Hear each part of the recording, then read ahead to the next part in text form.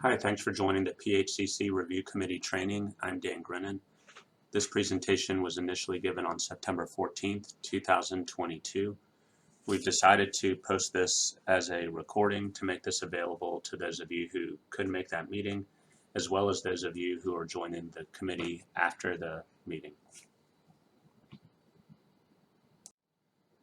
This recording is meant to serve as an introduction to training, as well as an overview of a Type 1 reaccreditation review. We plan to have separate recordings that will go through how to do a chart review, how to write a report, and details and differences on a pediatric review.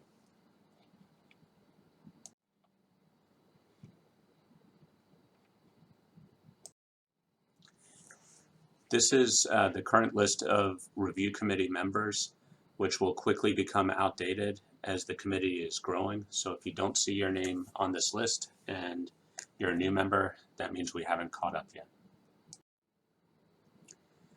This is just listing a history of the site reviews to give you a perspective that the program is generally growing as there are more accredited centers. You can see the impact of the pandemic in 2020 and then the rebound that we're still experiencing after the 2020. After a program has gone through the pre-review process, they go for their site visit and initial accreditation. And as you can see, most sites are approved at this point, but there are several that have been denied in both the adult and the pediatric population. The process of a site visit and the reaccreditation process is that first there's notification to the site regarding the reaccreditation type. We'll talk more about that in just a minute. And then completion of the business associate agreement and the statement of work, and screening of the FAR and the FAR report for reaccreditation. Then the PHA, the site, the review committee chairs, and the reviewer prepares for the reaccreditation site visit. The site review happens, and afterwards the presentation and discussion happens at our monthly meeting with the review committee, and then PHA staff sends reaccreditation decision back to the site. There are different types of PHCC reaccreditation, and we refer to these types during our monthly meetings. These types are determined by the degree of FAR activity that a site has, as well as center-specific issues, either at the initial accreditation or since accreditation. So for the degree of FAR activity, you all may know that the bar has been set at 18 patients enrolled into FAR over a 3-year period between reaccreditation visits, as well as 6 patients enrolled within the last year prior to the visit. Any site that meets this threshold will replace the traditional patient roster and chart review with a FAR report that shows the data for that site, and then a discussion of the FAR report. On the other hand, any site that does not meet this threshold for enrolling 18 patients in the 3-year window or 6 patients within the last year will have to go through the producing the patient roster again and having a chart review. So in the chart that you can see here, that means that they would be either a type 2 or type 4 reaccreditation visit where a chart review is needed. We also show what sort of a center-specific issue means. This is where there's a significant change in the director and coordinator, a significant change in the facilities and location of the program, a failure to correct deficiencies that had previously been noted, or a change in the PHCC status, a program that's trying to go from RCP to CCC, for example. When these issues are noted, it's going to be an on-site visit, and that will be a type 3 or type 4 review. This is a busy slide, but you can see that it basically says the same thing that the last slide did in a slightly different way, that if there are major changes to a program, with the first red box saying no, then it's an on-site review. And for example, if they are not FAR participating, if they don't meet that threshold of 18 patients, and it's going to be a type 4 review. And you can see the different components of that: reviewing the application, the patient roster, the chart review, a QI self-study, on-site meeting, really approaching an initial accreditation. Versus if the program only has minor changes and they're FAR participating and they're labeled a type 1 reaccreditation visit, then it's just reviewing the application and the FAR report, a much simpler process. So moving on to this committee and expectations of review committee members. We do have a monthly meeting. It's on the second Wednesday of the month usually. So mark your calendars, if possible, for 5 to 6 p.m. Eastern Time. If you can't make it, let Cynthia know, as well as if you have a conflict of interest with a site that's being presented. Often that's if our own site is being presented. If possible, review the meeting documents prior to the call. That really helps to be prepared and creates a better discussion, which is really what this committee is all about. We have to access Ring Central. This may no longer be true down the road, but Ring Central is a little different than Zoom. Has been the subject of some difficulties logging in, so be prepared for that. And then please keep all documents and discussions confidential, very important. Expectations for site reviews, if possible, please try to make yourself available for 2 or 3 site reviews a year. This is important because there are going to be more and more reviews, especially reaccreditations, as the number of programs that are accredited increases. And the one thing we don't want is to have a site visit set up and then not to have enough reviewers and have to reschedule all of that. So that's how we get around it, is try to make yourself available as possible. Ensure that your schedule is open and blocked for the assigned reviews, and then to participate in reports in a timely manner. So a few key things regarding being assigned as a reviewer. Cynthia will send out emails that will solicit us for dates that we can be available. Be mindful of any conflicts of interest, such as if you're within a close geographic distance to the site that's being reviewed. The first time you do a review, you will serve as a shadow to give you experience and just get perspective on how that's done. Peds and adult review staff are needed so for a Peds review, you have to have 1 Peds reviewer. An adult review needs to have at least 1 adult reviewer. And then check all dates that are associated with the review so that you can do the pre-review in the days before, account for the visit day. Give yourself a little bit of time to participate in the report afterwards, and availability for the next review committee meeting where that site will be discussed. So before you have the actual site visit, it's really important to meet with the other co-reviewers to game plan. And this is something that traditionally was done on site when all the reviews were done on site. And with the increase in remote visits, it's still really important, can be a challenge to set aside this time. So it is important to coordinate the time with the co-reviewer or with Cynthia to be able to do this. For chart reviews, if the site needs a chart review, it can be really helpful to meet with the site even before the site visit to review the roster and then select the patients that are going to be used in the chart review if possible. It just helps to reduce the time during that remote visit. If the visit is on site, there's normally time allocated to review the roster and select the patients there. For remote visits, make sure you know the device location that you're going to use for the visit day. Have a chance to review questions, concerns, strengths, and missing documents with your co-reviewers. That's really important, as well as identifying sort of a timekeeper, someone who can keep pace and have that as one of their roles for the review.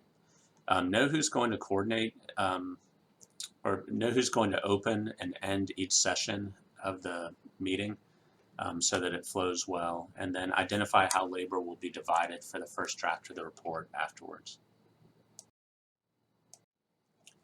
So this is a typical schedule of events that you may see for a Type 1 reaccreditation visit.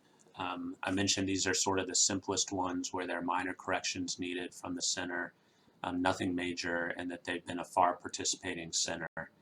And this gives you an idea of the schedule of events for such a visit.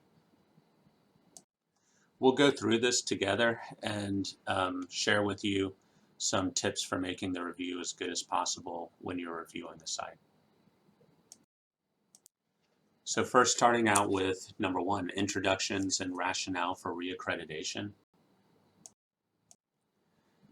Make sure that you take time to slow down at the beginning, introduce yourself, the current role that you have on the review committee, maybe how long you've been on the committee, the number of reviews that you've done, anything else that may be helpful to the site that's being reviewed.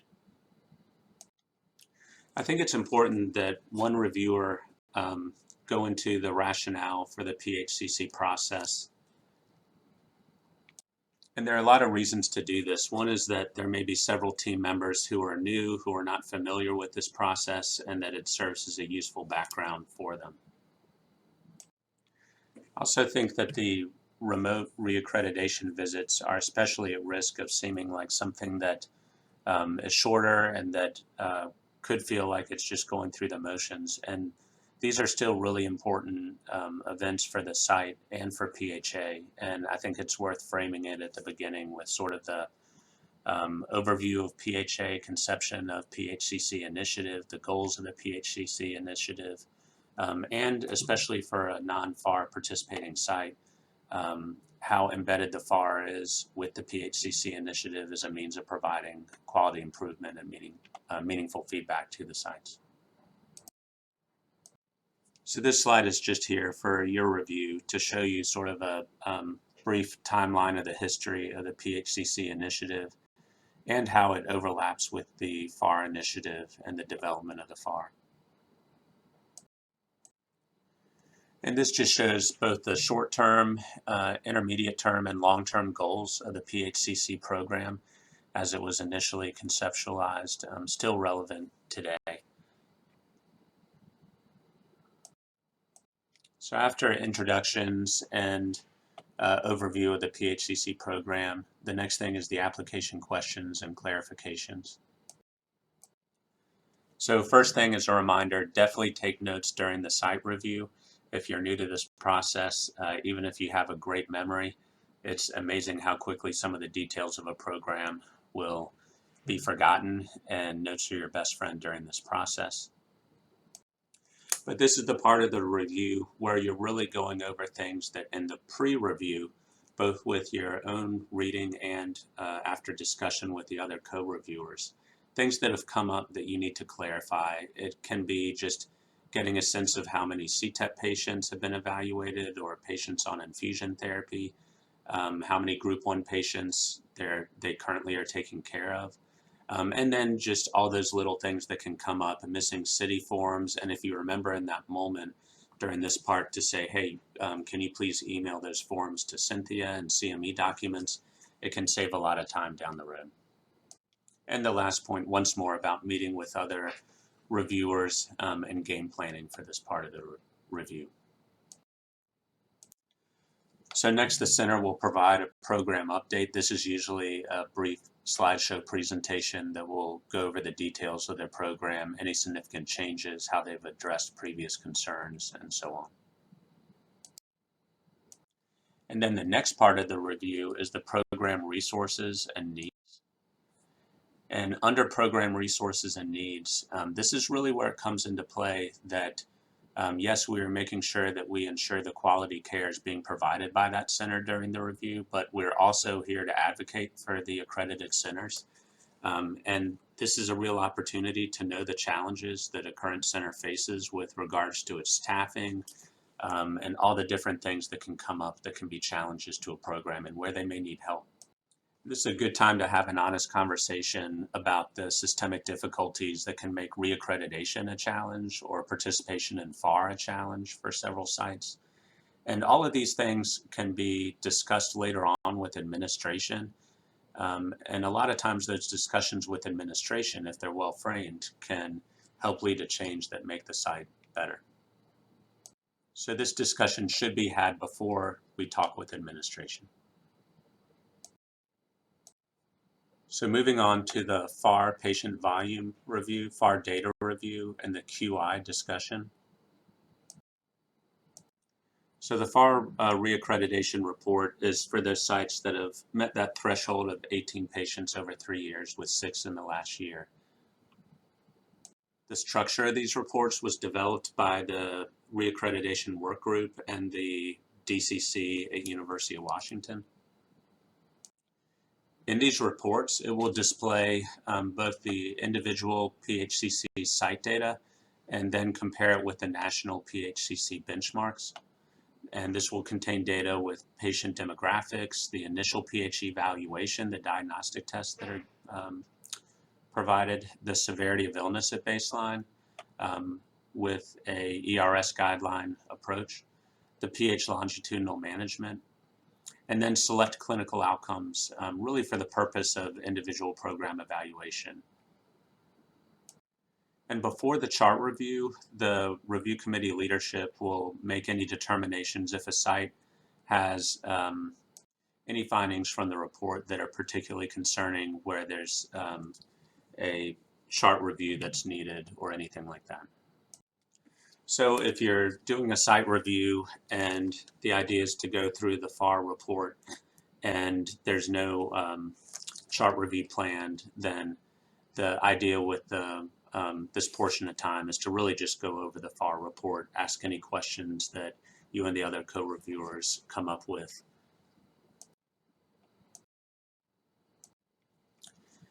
And this is just a couple examples of how some of the data is compiled into the FAR report if you have not seen this before. That this is showing the site under consideration in red, and then shows it in comparison with all of the other sites that are in blue, and obviously those other sites are de-identified.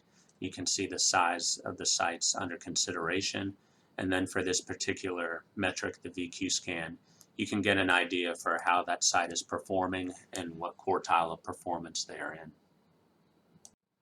And on the right, you can see that you get a good view of the baseline testing that's often done with pH and how a site is performing compared with the national aggregate data.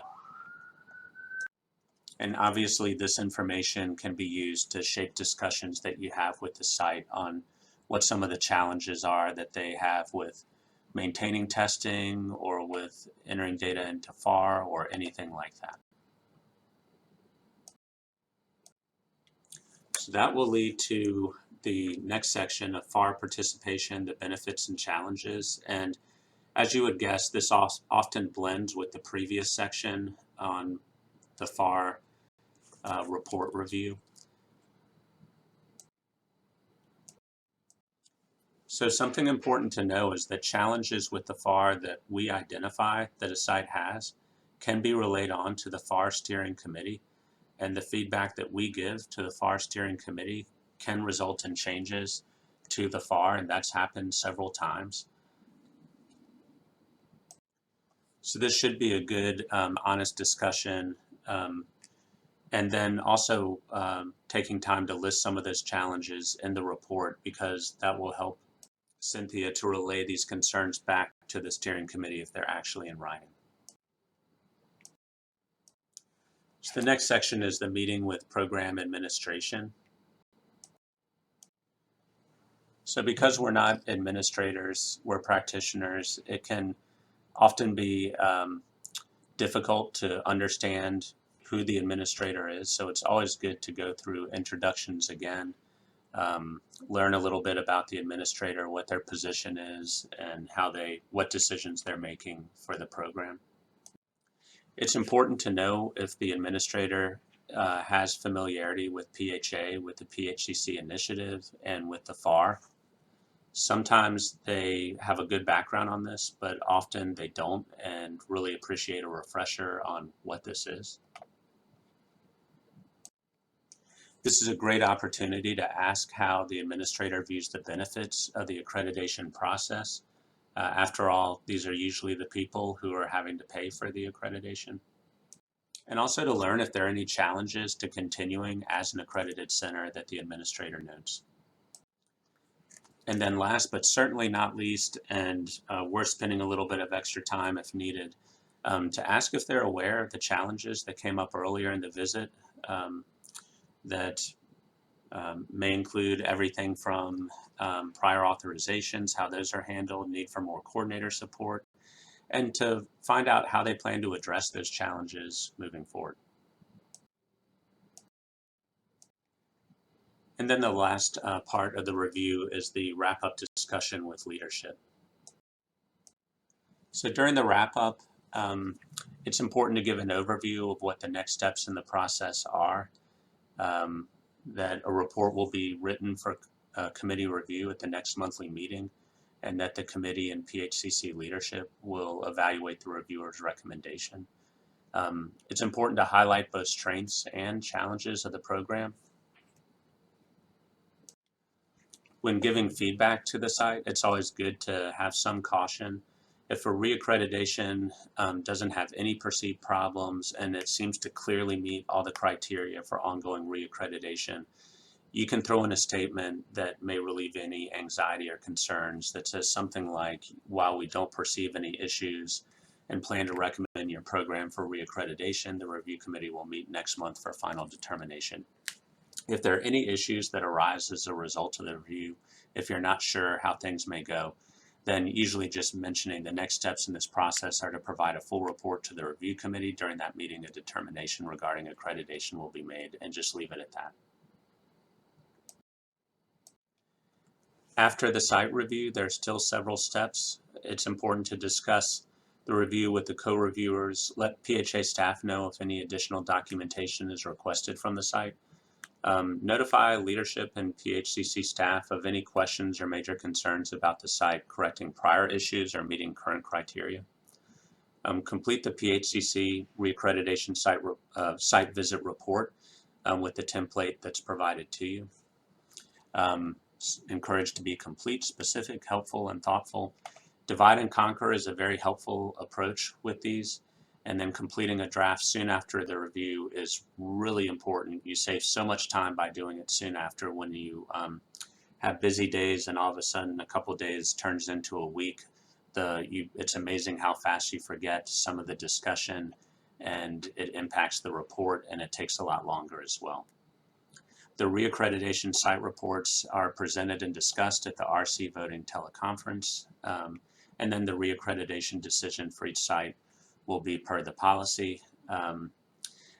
Participate in any follow-up meetings that are needed with the site, and review and revise PHA notification letter to the site if needed. And then after all that, the stipend payment comes through.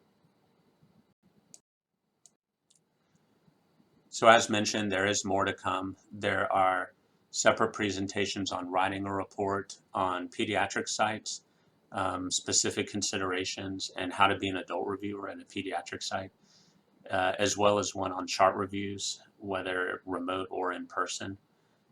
So be on the lookout for those. Thank you all.